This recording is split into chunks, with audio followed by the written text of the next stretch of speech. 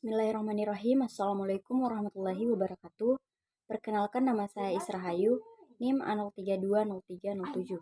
Nah, di sini saya akan sedikit menjelaskan materi tentang pencemaran lingkungan.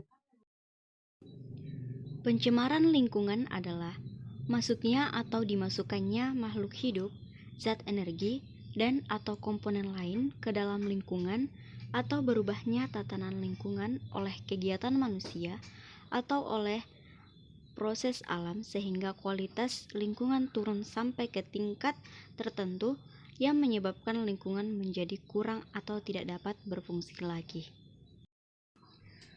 Pencemaran tanah. Pencemaran tanah adalah keadaan di mana bahan kimia buatan manusia masuk dan merubah lingkungan tanah alami.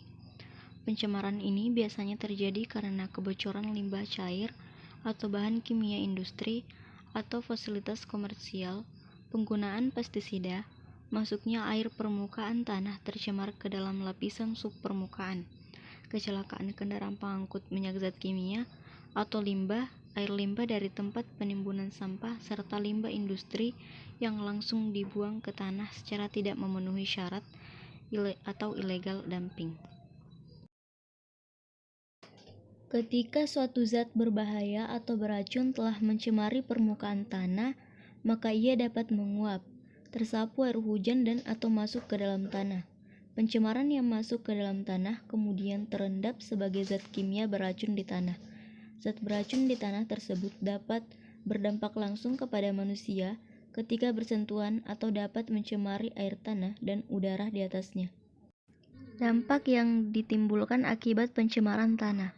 Timbunan sampah yang berasal dari limbah domestik dapat mengganggu atau mencemari karena lindi atau air sampah, bau dan estetika.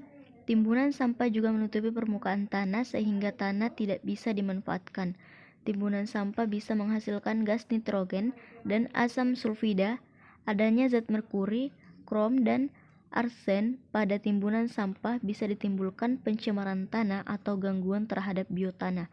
Tumbuhan merusak struktur permukaan dan tekstur tanah. Limbah lainnya adalah oksida logam, baik yang terlarut maupun tidak menjadi racun di permukaan tanah, yang menyebabkan lapisan tanah tidak dapat ditembus oleh akar tanaman dan tidak tembus air adalah sampah anorganik, tidak terbiodegradasi, sehingga peresapan air dan mineral yang dapat menyuburkan tanah hilang dan jumlah mikroorganisme di dalam tanah pun akan berkurang. Oleh sebab itu, tanaman sulit tumbuh dan bahkan mati sebab tidak mendapatkan makanan untuk berkembang.